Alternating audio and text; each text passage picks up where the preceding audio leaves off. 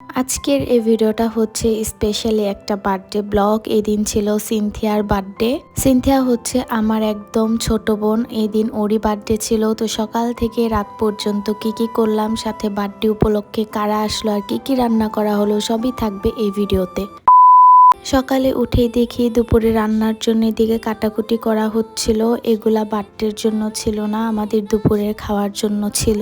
সাথে এইদিকে পটলও ভাজা হচ্ছিল। আর সিনথিয়া ভুনা খিচুড়ি, গরুর মাংস এসব খেতেই পছন্দ করে। মেইনলি আমাদের বাসার সবারই ভুনা খিচুড়ি, গরুর মাংস অনেক বেশি ফেভারেট। যেই কারণে আম্মু আমাদের গরুর মাংস আর অল্প করে মুরগির মাংসও রান্না করছিল, আর সাথে ছিল ভুনা খিচুড়ি। মুরগির মাংসটা খুব অল্প করে রান্না করা হচ্ছিল, কারণ আমাদের বাসায় যখন গরুর মাংস রান্না করা হয় তখন আর কেউ মুরগির মাংসটা একদম খেতেই চায় না।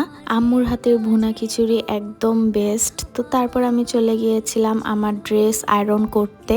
তেমন একটা আমার এসব আয়রন করতে পছন্দ না, বাট এই জামাটা একদমই আয়রন ছাড়া ছিল, যেই কারণে আয়রন করতেই হয়। আর আম্মু ব্যস্ত ছিল, তাই আমারটা আমিই করছিলাম। দেন লাঞ্চের সময় হয়ে যায়, আর এইদিকে আমি আমার প্লেটটা সাজিয়ে নিই। ভুনা খিচুড়ি, গরুর মাংস আর সাথে ছিল আম রসুনের আচার। এই আচারটা ভুনা খিচুড়ি দিয়ে খেতে অনেক বেশি মজা হয়। তো ফার্স্টে আমি এদিকে পটল ভাজা দিয়ে খাচ্ছিলাম, আর তারপর গরুর মাংস।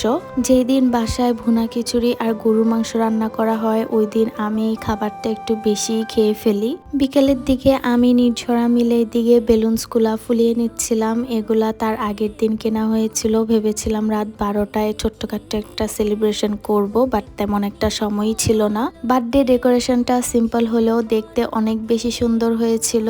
বার্থডে নিয়ে নির্ঝরা আমার, এমনকি আহাদেরও অনেক বেশি এক্সাইটমেন্ট কাজ করে, বাট সিনথিয়া এই ক্ষেত্রে একদম অপোজিট। ওর বার্থডে নিয়ে ওর তেমন কোনো এক্সাইটমেন্টই কাজ করে না। খুব সিম্পলি বার্থডেটা করা হবে। দুপুরবেলায় আম্মু ডিসাইড করে যে বিকেলের দিকে একদম অল্প কিছু রিলেটিভস নিয়েই বার্থডেটা সেলিব্রেট করবে। তাই আমিও নর্মাল একটা ড্রেস পরে হালকা একটু রেডি হয়ে নিয়েছিলাম। সব রিলেটিভসরা আসার আগেই সিনথিয়াকে এইদিকে একটু নির্ঝরা ছবি তুলে দিচ্ছিল, ভিডিও করে দিচ্ছিল, কারণ যখন সবাই এসে পড়বে তখন আর কোনো ছবি বা ভিডিওই করা যাবে না। সিনথিয়াকে দিয়ে ছবি তোলানো একদম টাফ, কারণ ও তেমন একটা ছবিও তুলতে চায় না, ভিডিও করতে চায় না, জাস্ট অল্প একটু তুলেই এদিক থেকে উঠে যেতে চাচ্ছিল। ছবি তোলার সময় আহাদ সব থেকে ইম্পর্টেন্ট একটা কাজ করছিল, সেটা হচ্ছে লাইট নিয়ে এভাবে ননস্টপ দাঁড়িয়েই ছিল যতক্ষণ না পর্যন্ত ছবিগুলা তোলা হচ্ছিল। একটু পর মাহিরাও এইদিকে রেডি হয়ে এসে পড়ে, বাট ওর সাথে তেমন কোনো ছবিও তোলা যাচ্ছিল না আর ভিডিও করা যাচ্ছিল না।